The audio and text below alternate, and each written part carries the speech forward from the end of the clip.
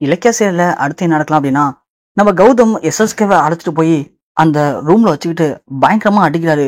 அடிச்சு துன்புறுத்துறாரு. இங்க பாருடா, நான் உண்மையை சொல்லிடு. எதுக்காக கார்த்தி கடத்தி வச்சு இவ்வளோ நாடகம் ஆடின? நீ மட்டும் இப்போ நடந்த உண்மை எல்லாத்தையும் சொல்லணும். இல்லனா உன்னை உயிரோட விட மாட்டேன். எனக்கு வர கடுப்புக்கு உன்னை என்ன பண்றது அப்படின்னு சொல்லி எஸ்எஸ்கேவை பயங்கரமா அடிக்கிறாரு. அடிக்க அடிக்க அங்கங்க ரத்தம் வர ஆரம்பிக்குது. எஸ்எஸ்கே உடனே, கௌதம் நீ படுறது ரொம்ப தப்பு. இது மட்டும் வெளியே தெரிஞ்சது நான் உன்னை என்ன பண்ண எனக்கு தெரியாது. விட்டுறா என்ன? உன்னை விடுறதா? ஏண்டா, நீ பண்ண பாவத்துக்கு உன்னை எப்படி விட முடியும்? என் தம்பி கார்த்திய உன் பக்கம் திருப்பி வச்சுக்கிட்டு அவங்ககிட்ட இல்லாத போலதான் சொல்லி என்னென்ன பிரச்சனை பண்ணிட்டு இருக்க? இன்னியோட எல்லா பிரச்சனைக்கும் ஒரு முடிவு கட்டண்டா நானு அப்படின்னு எஸ்எஸ்கேவை கௌதம் விட்டு கிளி கிளி கிழிச்சு பிரிச்சு மீறாரு. இதை பார்த்த ரேவதி பயந்து போயிறாங்க. ஆஹா, போற போக்க பார்த்தா கௌதம் எஸ்எஸ்கேவை அடிச்சே கொடுவான் போலுக்கே. அப்படி மட்டும் நடந்துச்சுன்னா அப்புறம் நம்ம புள்ள ஜெயிலுக்கு போற மாதிரி ஆயிடும். இல்ல, இது நடக்க கூடாது. அது மட்டும் இல்ல, கௌதம் அப்பதானே எஸ்எஸ்கே.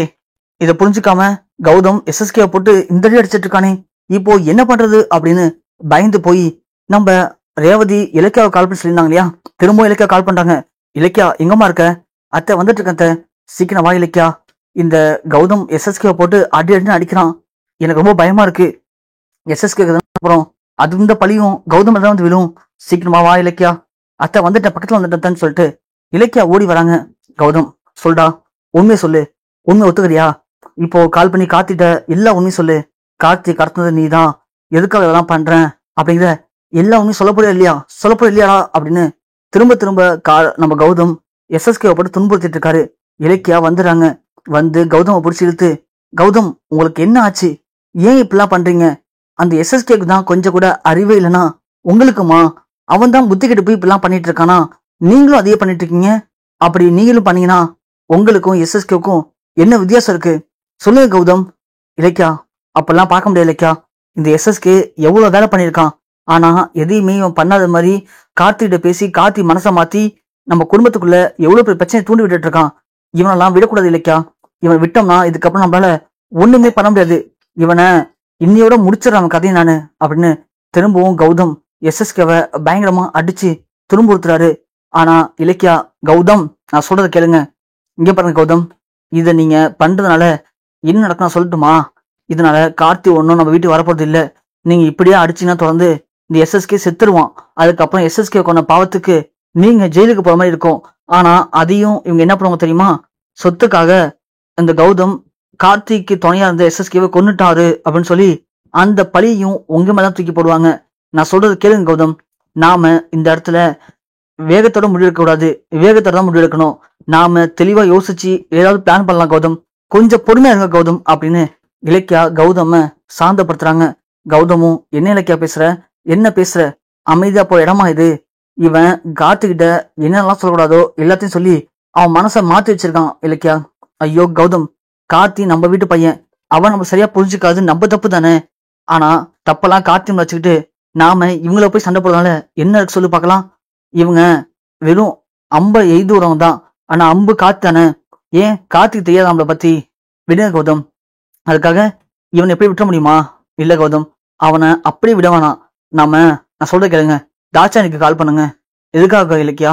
தாட்சானி கால் பண்ணி இது மாதிரி எஸ்எஸ்கேவை இன்னைக்கு அடிச்சு உதச்சு கடைசி கடத்துல விட்டுட்டோம். ஆனா இன்னொரு முறை நம்ம குடும்பத்தை பக்கம் வந்து பிரச்சனை பண்ண நினைச்சாங்கன்னா எஸ்எஸ்கே கதையை முடிச்சிடும்னு சொல்லி அந்த தாட்சானி மிரட்டி விடலாம். மிரட்டி விட்டா கண்டிப்பா 2 பேரும் பயந்துவாங்க கௌதம் அப்படின்னு இலக்கிய சொல்லவும் கௌதம் எஸ்எஸ்கே கிட்ட போறாரு. போயிட்டு தாட்சானிக்கு எஸ்எஸ்கே போன்ல கால் பண்றாங்க. உடனே தாட்சானியும், சொல்லுங்க எஸ்எஸ்கே, எங்க இருக்கீங்க? ஏன் மதியம் சாப்பிட வீட்டுக்கு வரல? கேட்ட உடனே நம்ம இலக்கியா, கொஞ்சம் வீடியோ கால் பண்ணுமா அப்படின்னு சொல்லவும், யாருங்க? யார் நீங்க? வீடியோ கால் பண்ண சொல்றேன் அப்படின்னு சொல்லவும் தாட்சானி வீடியோ கால் பண்றாங்க. பார்த்தா நம்ம இலக்கியா அட்டன் பண்ணவும் இலக்கியா பார்த்து நம்ம தாட்சானி பயங்கரமா ஷாக் ஆறாங்க. ஏன் இலக்கியா, நீ என்ன என் ஹஸ்பண்ட் போன்ல பேசுற? என் ஹஸ்பண்ட் எங்க? எஸ்எஸ்கே எஸ்எஸ்கே அப்படின்னு கூப்பிடவும் இலக்கியா உடனே, ஓ எஸ்எஸ்கேவை பார்க்கணுமா? நீ நினைக்கிறது கரெக்டு தான். இலக்கியா இங்க இருக்கானா, அப்போ நம்ம புருஷனுக்கு ஏதாவது ஆபத்தா இருக்குமோ தானே பயப்படுற. நீ பயப்படுறது கரெக்டு தான் தாட்சானி. இங்க பாரு உன் எஸ்எஸ்கேவை அப்படின்னு சொல்லி எஸ்எஸ்கேவை காட்டுறாங்க. எஸ்எஸ்கே மூஞ்சி ஃபுல்லா ஒரே காயம், ரத்தம். அதை பார்த்தும் தாட்சானி துடிச்சு போறாங்க. எஸ்எஸ்கே உங்களுக்கு என்ன ஆச்சு அப்படின்னு கேட்கவும் கௌதம் உடனே, என்ன ஆச்சுன்னு கேக்குறியா? அவர் பண்ண எல்லா பாவத்துக்கும் தண்டனை கொடுத்துருக்கேன்.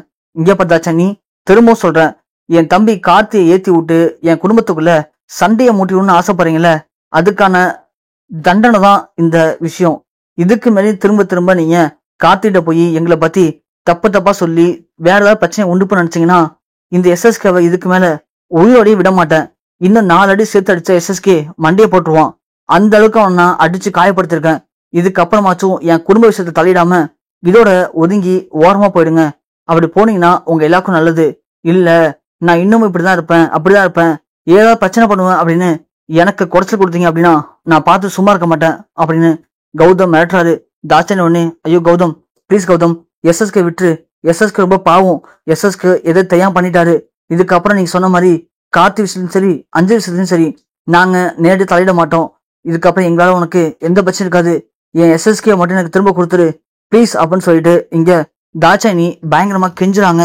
அதை பார்த்தோன்னே இலக்கியாவும், பாருங்க கௌதம் பார்க்கவே பாவமா இருக்கு, அந்த அளவுக்கு கெஞ்சுறாங்க, விட்டுருங்களா. இங்க பாரு தாட்சாயணி, திரும்பவும் கடைசியா சொல்றேன், இதுக்கு மேல உன் புருஷன் எஸ்எஸ்கே எங்களுடைய லைஃப் சைட்ல வரவே கூடாது. வந்தாருன்னா இந்த அளவுக்கு பொறுமையா பேச மட்டும் பாத்துக்கோங்க அப்படின்னு சொல்லி நம்ம கௌதம் சொல்லவும் உடனே தாட்சாயணியும் அழுகுவாங்க பயமா. எஸ்எஸ்கே உடனே, கௌதம் என்னையே அடிச்சு அசிங்கப்படுத்திட்டால, கண்டிப்பா சொல்றேன் கௌதம், இதுக்கு நீ ஃபீல் பண்ண வேண்டிய நேரம் வரும், கண்டிப்பா வரும். அப்ப நீ ஏன்டா இந்த எஸ்எஸ்கேவை முறைச்சோம், ஏன்டா அவனை பகைச்சோம் அப்படின்னு கண்டிப்பா நீ ஃபீல் பண்ணதான் போற. அதையும் நான் பார்க்க தாண்டா போறேன் அப்படின்னு நம்ம எஸ்எஸ்கே சொல்றாரு.